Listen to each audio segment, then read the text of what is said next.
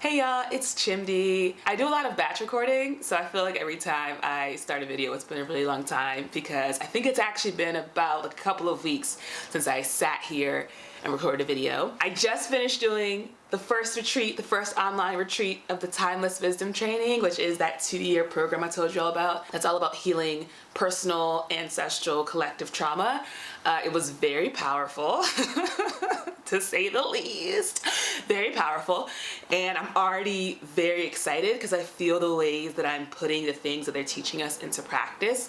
One of the main ones being actually speaking from my body and from my emotions and not being in my head talking about my experiences and my emotions, which is very, very different. And I didn't even realize it was something I was doing. I actually just rewatched the video I put out around taking applications for a man. And it was really interesting watching my eyes, because that's one thing you learn is how you can track the eyes and see when someone's here in their head versus actually in their body. So I'm just learning so much, you know. Also, I'm loving the experience of being able to identify what's happening in my body, like what's happening in my emotions, being able to say like, oh, I'm having some nervousness in my stomach, I'm having like a little bit of fear, I'm like thinking about, you know, will people like this video? Like just being able to identify from my mind, from my emotions, and from my body, like aligning all of these different things feels really, really good. So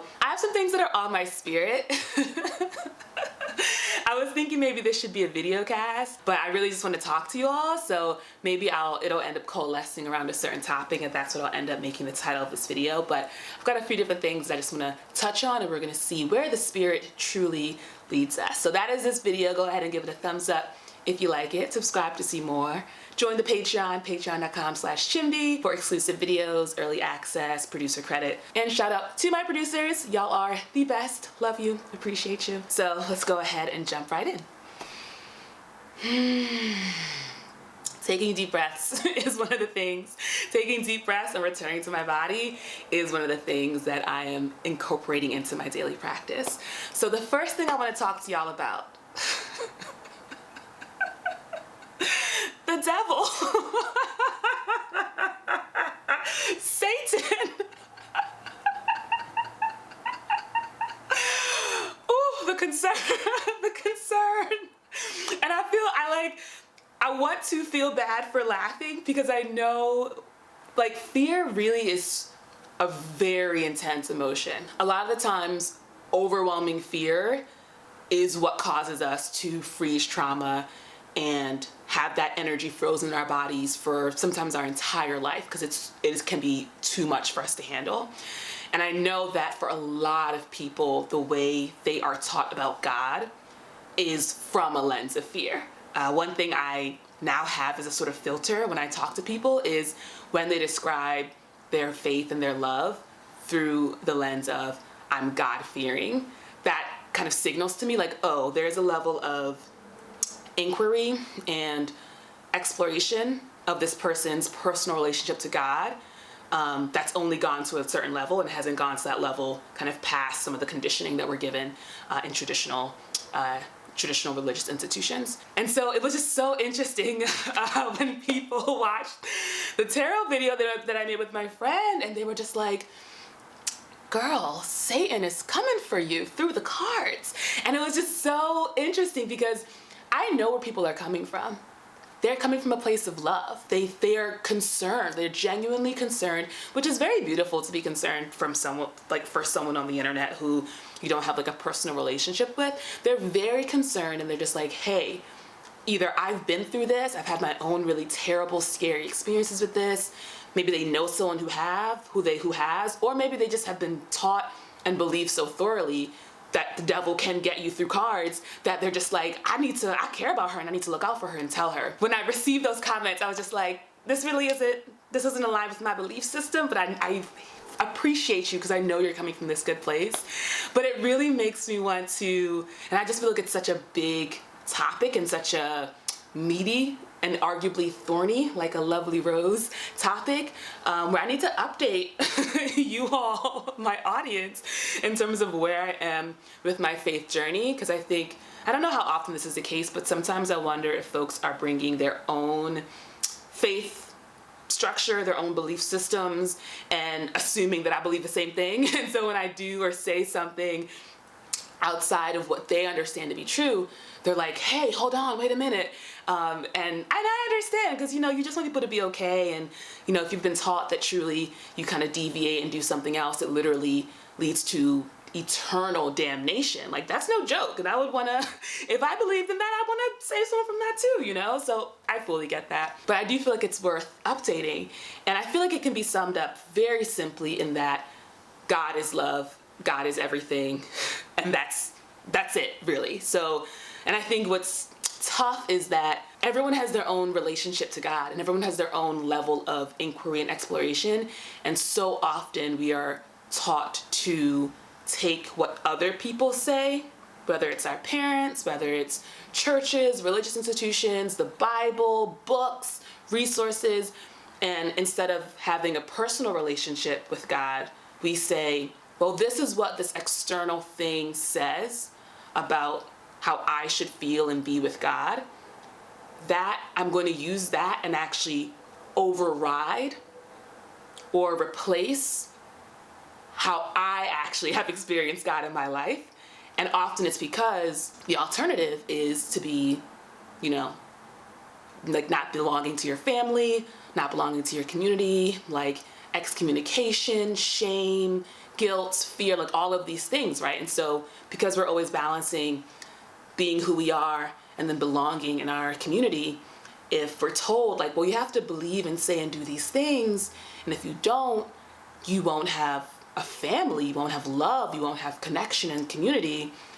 Of course, you can imagine how as a young person, you would just sort of choose, well, I can't be out here without friends and family. I need, we're social creatures. And so you end up kind of refraining from doing some of the examination that I think really leads to a much deeper and richer and more fulfilling relationship with God. So that's kind of the main thing I have to say around that. I think the series of books I just read called Conversations with God kind of basically sums up where I am in terms of my own faith journey.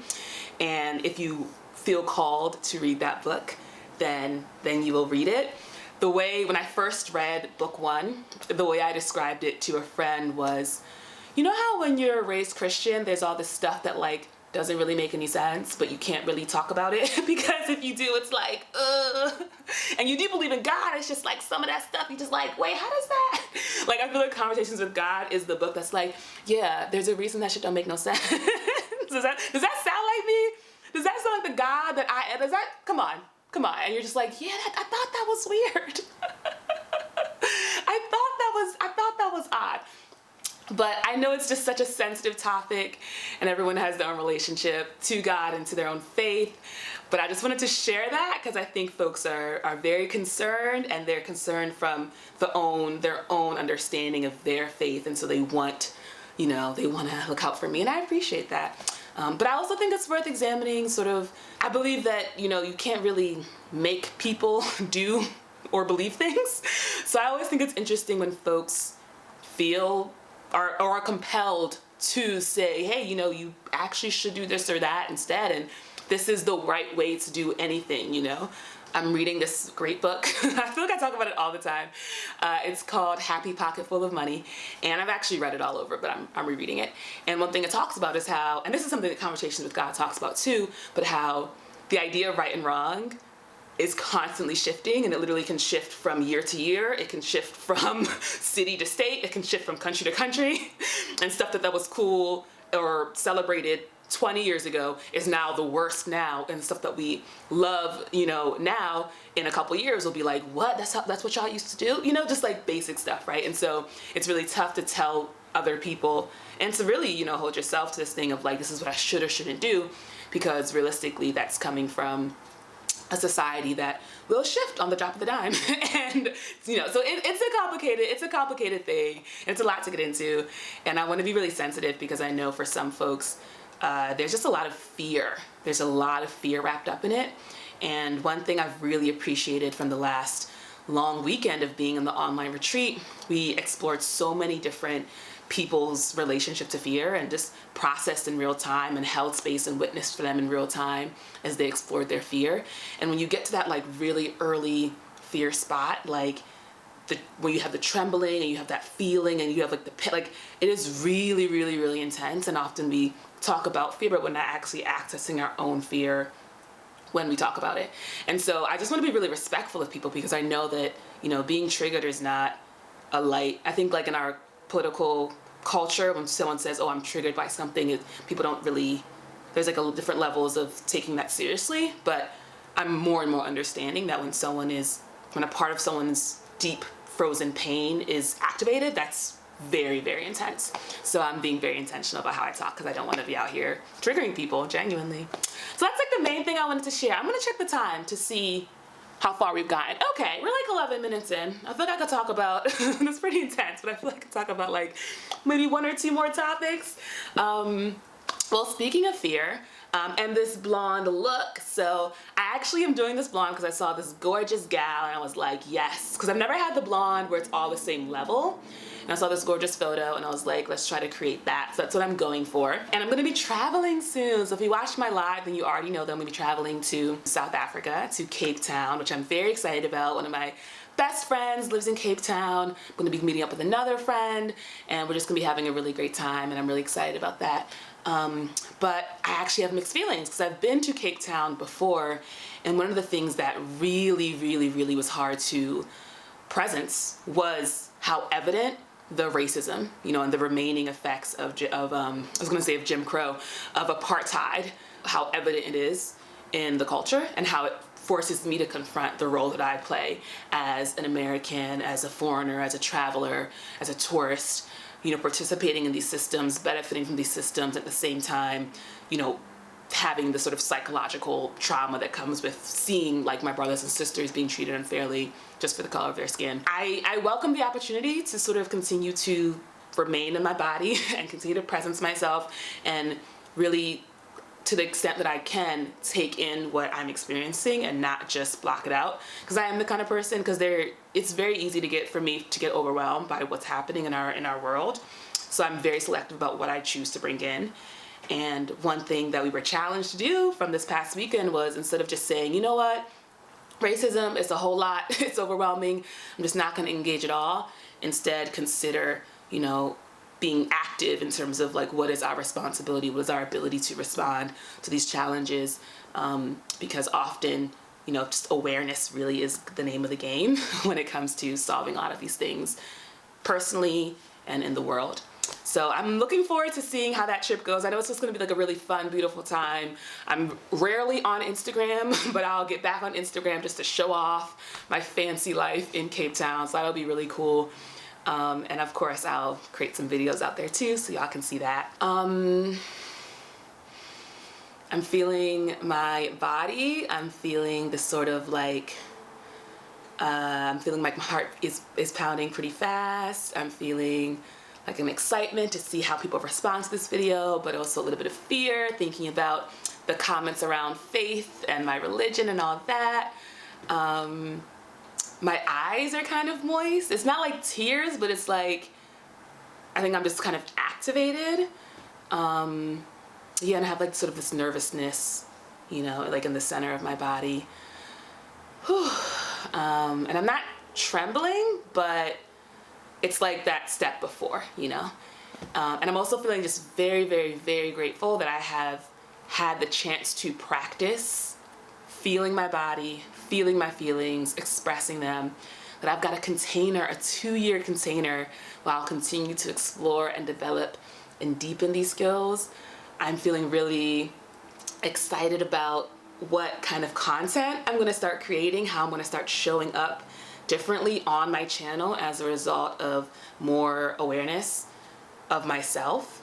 And I'm feeling a real like whoo, you know, about the potentiality, because this feels different, you know. One thing we talk a lot about in the group is around habits, and around like, when we do what we did yesterday and we do it again tomorrow, that's not the future. That's just taking the past and putting it in front of you and living the same life. And when you aren't actually here and aware of what you're bringing to the moment, that keeps you from being able to like really listen to the Holy Spirit and allow new emergent things to come up. which is where like the future happens. And I feel really excited because this video feels like allowing some of the new stuff to come out and helping me feel more comfortable with you know, just creating how I want to create, which is really the only point, truly the only point of life as far as I'm concerned. That is the video. Thank you for watching. I appreciate you all. Thank you for coming along on this journey. It means a lot. Give this video a thumbs up if you liked it. Subscribe if you haven't already. Let me know in the comments. Can you identify your feelings, and do you actually tell them to people? I didn't realize I wasn't doing that until I had to do it. I was like, oh, I've never really done this before. And had people patiently listen. It was the first time that I really understood the point of therapy, because I've never had therapy before, and I was like, oh, this is why you go to therapy. I see how it could be very helpful. Thanks for watching, y'all. I'll see you in the next one. Bye.